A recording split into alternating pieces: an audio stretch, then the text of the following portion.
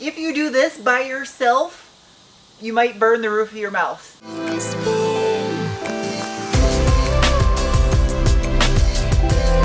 Hello, fellow Earth inhabitants. Today I'm gonna get back to work on restoring my Graham's 1994 Ford Ranger 4x4. If you're new and you'd like to get caught up on this project, up above my head is not a link to the last video where I worked on it, rather a map to the nation's elephant-friendly car washes. Last video, I got the underside of the cab all prepped out and ready to apply POR 15 to match the underside of the bed. I needle scaled, sanded with a DA, a little cheese wedge bobber sander, hand sand, and used Scotch-Brite and wax and grease. So it's clean, it's ready to go. Wedge a rock under my door. Get some proper airflow going through this place. I got gloves, a paintbrush. I gotta wear a respirator, so I'm gonna look like I have swamp ass face here in a minute. This is the same stuff that I used on the entire frame of the truck, other than the stuff that I had powder coated. It's pretty damn durable and it's designed to be painted over rust. Here goes to having red lines all over my face for the next 12 hours. And this is why you clean the rim of the can off before you put the lid back on. Or else you do dumb stuff like me and sit here for an hour trying to take the lid back off. There's really not much to what I'm doing. I'm just gonna take a brush, dip it into a can, and then smear the shit all over the underside of the truck.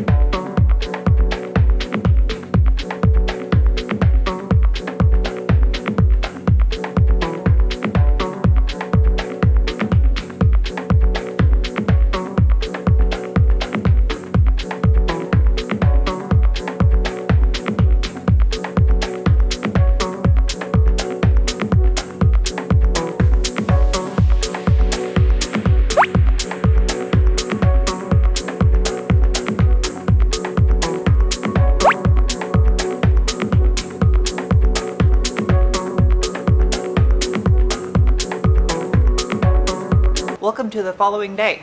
I had to let that air out overnight because it smells absolutely putrid, but it's dry. Here, I'll take you off the tripod so you can see. It's dry almost, for the most part. The areas that are still a little glossy are still damp. And there's a couple spots, actually, now that it's dry, that I missed that I need to go touch up over again. But yeah, that looks so much better. And then there's still one thing that I'm missing that I had to get from a junkyard, and that is a heat shield because one of my parts truck was all bent and destroyed. Before I can put this cab down on the frame, this is a box of bolts. Must change this gasket because I will regret it if I don't do this. This thing didn't leak, but I have a complete transmission rebuild kit, so I might as well because I really have to drop the transmission to change this later. Which one are you? Man, these are not tight. That stinks. Jeez, that stinks. It's like that putrid fish air from when you drain the air out of a tire, but worse. It's like that putrid fish died.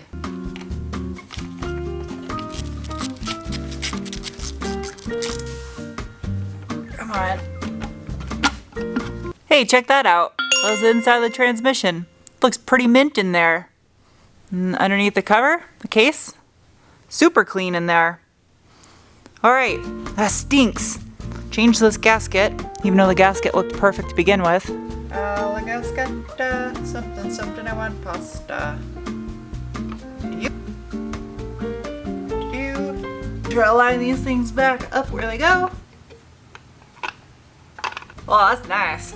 And then these little guys right here, these metal caps go in the end where these rubber butt plugs are because these things are prone to leaking. Mine weren't, but it's kind of like a TSB to replace those. So I'm gonna do that while I'm at it. Let's do this without stabbing myself. There we go.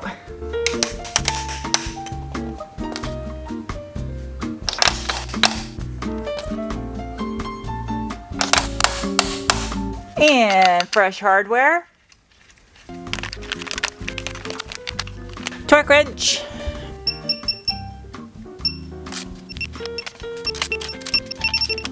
Now that that's done, remember how I said I had to get a heat shield from a junkyard? That right there is what I call an ultimate score. I cleaned it up, but yeah, it looks like brand new. Just gotta knock these rivets out. Hopefully I can knock them out. Yep.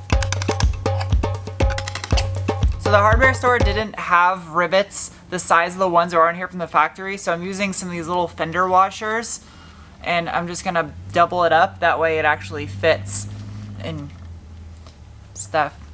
So here's this.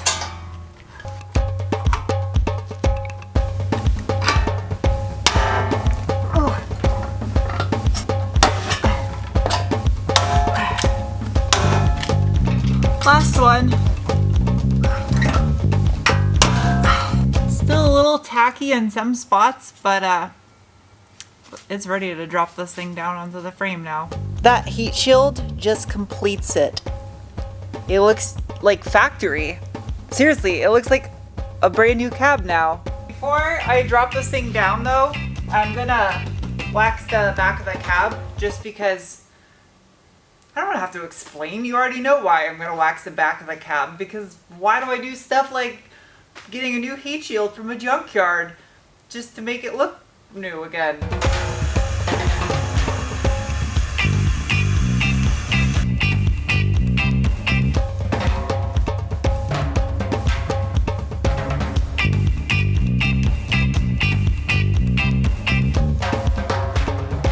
So I bought some new cab mounts, the metal parts, because mine were all decrepit.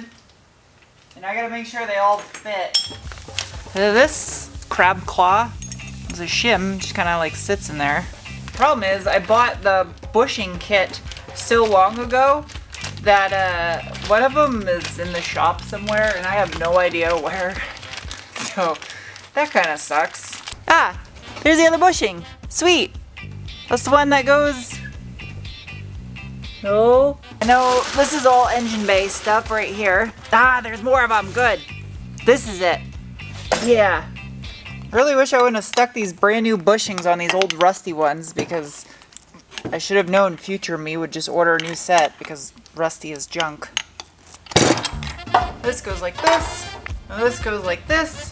Yeah, that goes there. That goes there. And that goes under there. Just like that. I picked the right thing.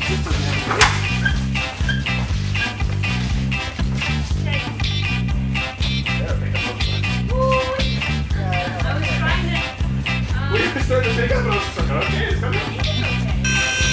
Going up. Should be high enough.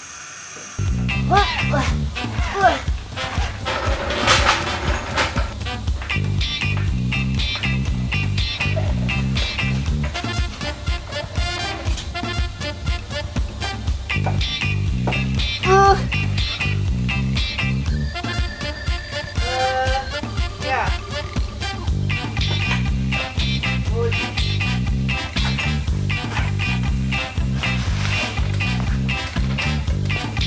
You know how McDonald's has caution labels on its coffee cups because the contents may be hot?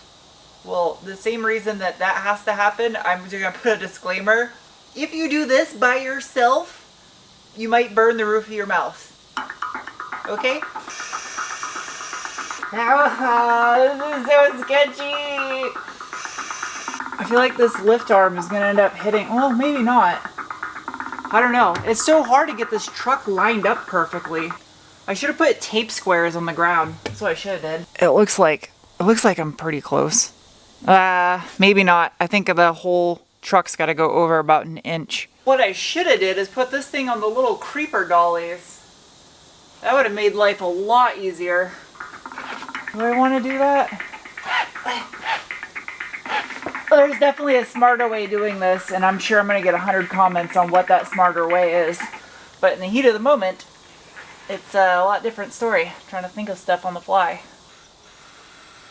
You can never walk around too many times to make sure that it's lined up. Because that's how dumb mistakes happen. That looks pretty good. That looks lined up.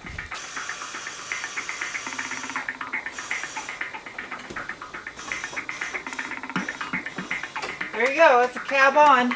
I mean, that looks pretty dead on right there. Hello. I'm an idiot. This is the last day in this video. Let's put a bed on this truck. Rotato, potato. How should I do this? Handle. This doesn't feel like the smartest way to do this.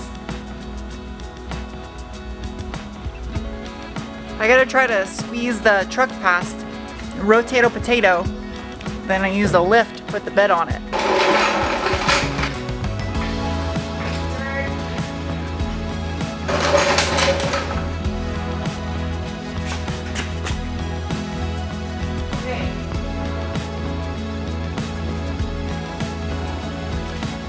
Getting this cab on the truck's gonna make it feel like the truck is closer to being done, but in all actuality, there's still a lot of work left to do. But I still want the cab and the bed both in the same frame. Yep, that looks good. Good, good, good. Ah, yes, 2 of these will get the job done. Well, 4 of these.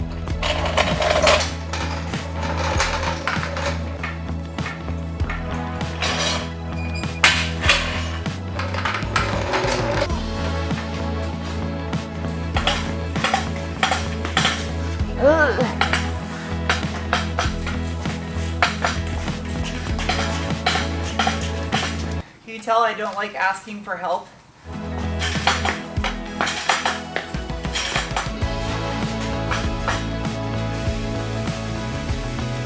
Alright, I think that's close.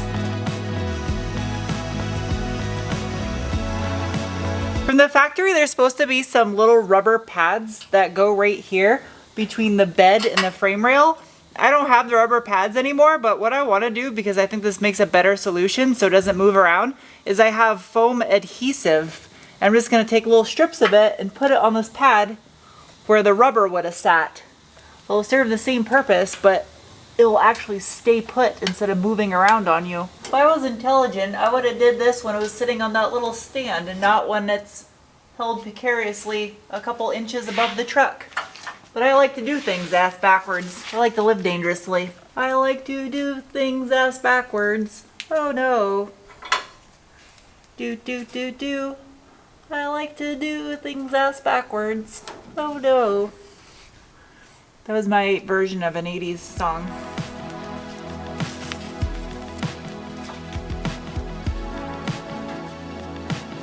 Oh, there's a little piece of the old rubber stuck there. That's what she said? That's gross. This is it. Come on, camera, focus down inside that hole. There you go, you can almost see it. This is tedious trying to get this thing to line up. Jeez, that's close. I think that's gonna work. I have a complete truck again. It looks like my Graham's truck again. Almost. I mean, yeah, I gotta put the rub strips and the decals back on the bed and the fender flares and the whole nose of the truck and everything in the engine bay and the hood. But it's a whole truck again. A rust-free truck. I fixed the New Hampshire-ness of the truck. I mean, don't get me wrong, I still have a lot of accoutrements that need to be bolted on this. Lots of little bits of pieces and parts that I may end up having to order that are missing that I'll discover. And I'm trying to get a radiator for this thing. I was trying to get a Koyo rad because they did make one for the automatic transmission version, which is fine. I can just bypass the provisions for the transmission cooler, but I'm having trouble trying to find one. And Motorcraft doesn't make them anymore, and I don't want to put some cheap garbage in there. All right, bed hardware. Bed hardware. There's 1 bed hardware, 2 bed hardware. It looks so much better if these done in the black sink. Whoa. Why'd that just fall all the way through? Oh, I'm dumb. I forgot to put the... Oh, man. I forgot to put the nut plate on that. There we go. Oh, I put the nut plate on the wrong spot. I'm just a dummy. I stuck it right here and it doesn't go here. It goes one spot over. There we go. Of course, I gotta put some foam under here. See, this is the little stuff that matters. This is how you make an older vehicle not squeak and rattle and sound like a pile of crap going down the road. It's because in the factory, they have lots of little things like this and they end up getting discarded or lost or worn. And little steps like this will make your older car still sound like a new car. I did it on the inside of the MR2 behind all the dash panels, and that thing still sounds like a new car driving down the road. It has very minimal squeaks and rattles. There. Last bolts. What's this, a mushroom? Oh, it's foam. Oh, there's a spider egg. Gross. And that right there is what I call an excellent stopping point. I got a car review coming for you guys coming up next. I got 3 of them shot that I need to edit and put out for you guys. And then I have a Bronco video I have to make because I have a big package in the core shop that is waiting to go in the Bronco. And I want to get that done because I'm going to do a special video with that one. And then I'll finish up the Ranger. I got some Quattro stuff coming after that. Enforcer stuff. Anyway, I'll see you guys soon with another video. Bye.